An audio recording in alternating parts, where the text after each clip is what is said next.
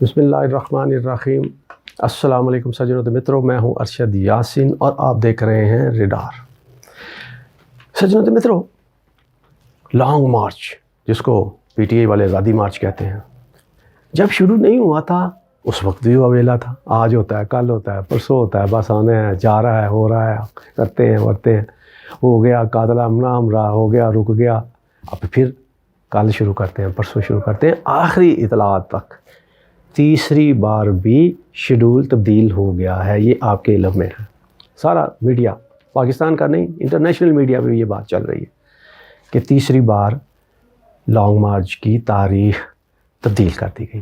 اس کی بڑی وجہ کیا ہے وہ میں آج آپ کے سامنے رکھوں گا۔ یہ تو سب کو پتہ ہے کہ تبدیلی منگل سے بدھ، بدھ سے اب جمعرات، یہ اس تبدیلی کی بڑی وجہ کیا ہے وہ میں آپ کے سامنے رکھتا ہوں۔ اور اس کے ساتھ ساتھ عمران خان نے یہ سارے معاملات کو دیکھتے ہوئے اور خصوصی طور پر ایک بھرپور بڑی press conference, high profile press conference جو ہوئی تھی، اس کا جواب دینے سے تو گریزاں رہے عمران خان، لیکن صدر مملکت کو خط لکھ دیا۔ اب اس خط میں عمران خان نے کیا درخواست کی، کیا مطالبہ کیا، وہ مختصراً میں آپ کے سامنے وہ بھی رکھتا ہوں۔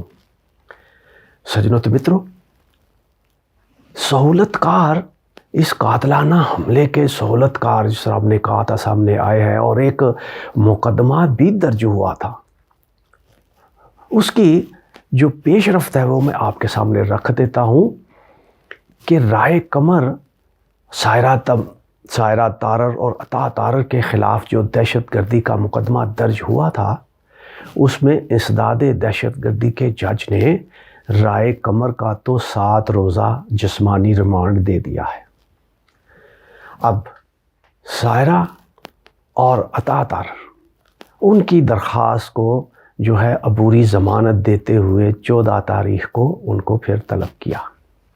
سجنوں تو متروں، یہ کیس، یہ مقدمہ میری نظر میں اس طرح کا ہے، اس کے اگر اس کا جائزہ لیں، قانون اور ضابطے کیا کہتے ہیں، اور اس کی مناسبت سے میں یہ سمجھتا ہوں کہ وہ مقدمہ بہت مضبوط ہے، کمزور مقدمہ نہیں ہے۔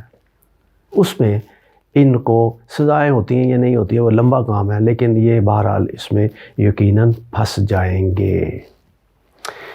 اب ایک مقدمہ تو یہ، ایک مقدمہ لندن میں بھی ہوا۔ سجنوں تو متروں، پاکستان کے اندر جو سب سے بڑا مقدمہ اب چل رہا تھا، جس پہ سپریم کورٹ کو بھی آرڈر کرنے پڑے، احکامات کرنے پڑے کہ جناب فوری طور پر مقدمہ درج کیا جائے، یہ کیا جائے، وہ کیا جائے، اسی سے ملتا جلتا ریلیٹڈ مقدمہ لندن پولیس نے بھی درج کر دیا۔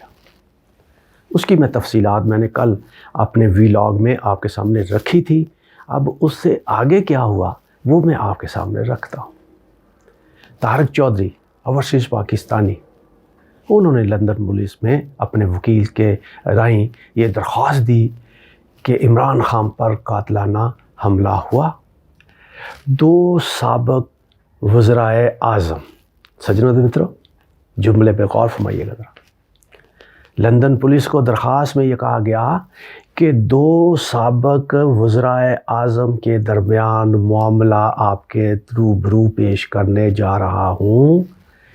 ایک سابق وزیر اعظم پر قاتلانہ حملہ ہوا، دوسرے سابق وزیر اعظم نے قاتلانہ حملہ میں سہولت کاری کی، جان کا معاملہ درپیش ہے، اس نقطے پہ مقدمہ درج کر لیا جائے۔ اور لندن میں مقدمہ درج کرنے سے مطلب جو ابتدائی رپورٹ ہوتی ہے، وہ رپورٹ درج کر کے نمبر دے دیتے ہیں، اس کو ہم یہاں پر پاکستان میں اس کو FIR کہتے ہیں، وہاں پر درخواست جو ہے اس کا اندراج ہو جاتا ہے، اس کا مطلب ابتدائی رپورٹ درج ہو گئی۔ اب ایک اہم بات میں آپ کے سامنے رکھ دوں، اس درخواست کے بعد فوری طور پہ انہوں نے پرچہ درج نہیں کر دیا، FIR درج نہیں کر دی، درخواست پہ اپلیکیشن پہ نمبر نہیں لگا دیا۔ سجنوں تو متروں، وہاں قانون ہے، ضابطہ ہے، وہاں کسی کی سہولت کاری، کسی کا دباؤ، کسی کا پریشر نہیں چلتا، قانون کے مطابق۔ انہوں نے 3 گھنٹے طارق چودھری اور اس کے وکیل پر جرا کی لندن پولیس نے. 3 گھنٹے. یہاں پاکستان میں تو درخواست ہی نہیں نا وصول کی جاتی کہ لائٹ نہیں ہے درخواست نہیں وصول ہو سکتی. اوپر کسی نے کہہ دیا پھر تو ہو ہی نہیں سکتی. ہاں جی، اگر کرنی بھی ہے تو پھر اپنی مرضی سے کرنی ہے. قانون پاکستان میں ایسا ہوتا ہے، باہر نہیں ہوتا. 3 گھنٹے انہوں نے جرا کی. اس کے بعد وہ اس نتیجے پر پہنچے کہ بات واقعی جان کی ہے، جان کو خطرہ ہے، یقیناً ہے. انہوں نے سابق وزیر اعظم، ایک سابق وزیر اعظم پر قاتلانہ حملہ کے الزام میں دوسرے سابق وزیر اعظم کے خلاف درخواست پر جو ہے وہ درخواست رپورٹ میں کہتے ہیں نمبر دے دیا.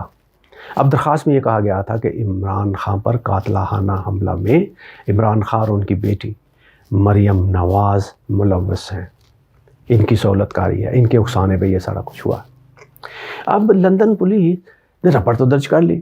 اب یقیناً وہ مریم کو بھی بلائیں گے، نواز شریف کو بھی بلائیں گے، اور اس پہ تو پھر اس کی تفتیش ہوگی. تفتیش کے بعد ثابت ہوتا ہے تو پھر کوئی کارروائی ہوتی ہے. اگر ثابت نہیں ہوتا تو پھر کارروائی بھی یقیناً نہیں ہوگی.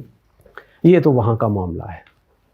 اور پاکستان میں کیا ہو رہا ہے کیا نہیں ہو رہا وہ سارا آپ کے علم میں ہے. اس سے پہلے جو میں نے ویلاگ کیا ہے اس میں نے تفصیل سے آپ کے سامنے بات رکھ دی تھی. آج ہم اس ویلاگ میں لانگ مارچ کی طرف جاتے ہیں. آزادی مارچ تیسری بار ملتوی کیوں؟ تاریخ عمران خان نے کہا کہ منگل کو، پھر فیصلہ ہوا کہ نہیں بدھ کو. کل اعلیٰ سطحی مشاورتی اجلاس عمران خان کی صدارت میں ہوا. اس میں یہ فیصلہ کر لیا گیا کہ جمعرات کو لانگ مارچ وزیر آباد سے روانہ ہوگا. اور اب اس لانگ مارچ کو یا آزادی مارچ کو پنجاب میں 2 حصوں میں تقسیم کر دیا گیا ہے. ایک حصہ جمعرات سے شاہ محمود قریشی کی قیادت میں نکلے گا. دوسرا حصہ ملتان سے اس کے کیا نام ہے اسد عمر کی قیادت میں نکلے گا، جو فیصل آباد اور ساہیوال جگودا وہ اپنے روٹ سے ہوتا ہوا وہ جمعے کو نکلے گا. یہ 13-14 دن کے بعد راول پنڈی میں پہنچیں گے. اور اس کے ساتھ ساتھ خیبر پختونخوا سے بھی 3 حصوں میں اس آزادی مارچ کو ڈیوائیڈ کیا گیا ہے. 3 مختلف حصوں سے لوگ نکلیں گے قافلوں کے، اور اس کی قیادت بھی وہاں کے اہم رہنما کریں گے، جن میں پرویز خٹک، مراد سعید اور ان کے وزیر اعلیٰ وغیرہ. یہ سارے یہ فی الحال معاملہ. لیکن آج جو میں آپ کے سامنے رکھنا چاہتا ہوں سجنوں تے متروں وہ یہ ہے کہ بار بار کیوں میرا ریڈار یہ اطلاع دیتا ہے کہ عمران خان 2-3 معاملات ایسے ہیں جس پہ پریشر رکھنا چاہتا ہے، اور اس لیے عوام کو وہ مسلسل 8 سے 14 دن مسلسل سڑکوں پر ہی رکھنا چاہتا ہے اور حکومت کو دباؤ میں رکھنا چاہتا. اس کے لیے یہ مزید 6-7 دن کا جو معاملہ ہے وہ رکھا. اگر منگل کو نکلتے تو یہ 10 دن بعد وہاں پہنچ جاتے.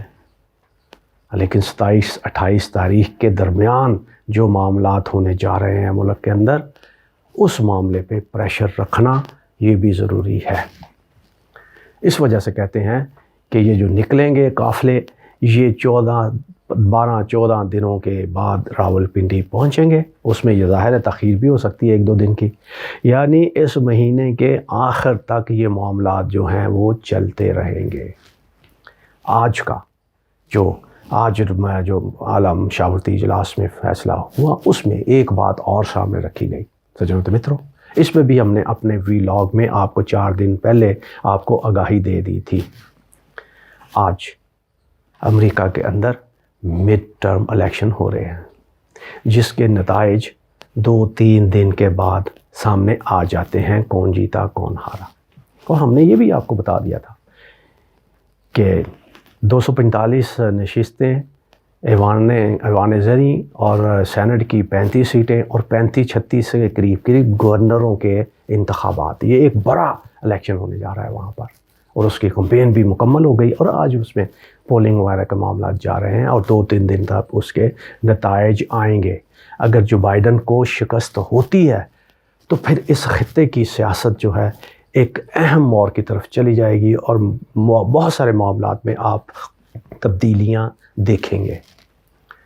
اور یہ جو میں آپ کو تاریخوں کا احوال بتا رہا ہوں، انہی تاریخوں کے اندر قمر جاوید باجوہ کی ریٹائرمنٹ کا بھی معاملہ ہے۔ عام حالات میں تو حکومت 1-1.5 مہینہ پہلے ہی اناؤنس کر دیتی ہیں تاکہ جانے والا آرمی چیف الوداعی ملاقاتیں کریں، لوگ ان کو اپریشیٹ کریں، ان کی کارکردگی کی بات کریں۔ یہ سارے معاملات آپ کے علم میں ہیں، ماضی میں تو یہی ہوتا رہا ہے۔ لیکن اب کے بار ایسے حالات پیدا ہوئے ہیں، حکومت بھی خوف زدہ ہے، گھبرائی ہوئی ہے کہ ایک کو کریں گے تو دوسرے لوگ جو لابیاں کریں گے، دوسرے کو کریں گے تو باقی لابیاں کریں گے۔ اس لیے وہ اس کو راز میں رکھنا چاہتے ہیں اور سارے معاملات کو ایک اس انداز سے کرنا چاہتے ہیں کہ یہ کسی کو کانوں کان خبر بھی نہ ہو اور فیصلہ بھی ہو جائے۔ اور یہ بھی معاملہ جو ہے اور لانگ مارچ کی ایک وجہ یہ بھی ہے کہ عوام کو سڑکوں پر رکھا جائے اور بقول عمران کہ فیصلہ میرٹ پر ہی ہونا چاہیے، سینئر کوئی سینئر جو ہے درجہ ملنا چاہیے، یہ ان کا موقف، یہ بھی معاملہ اس میں ہے۔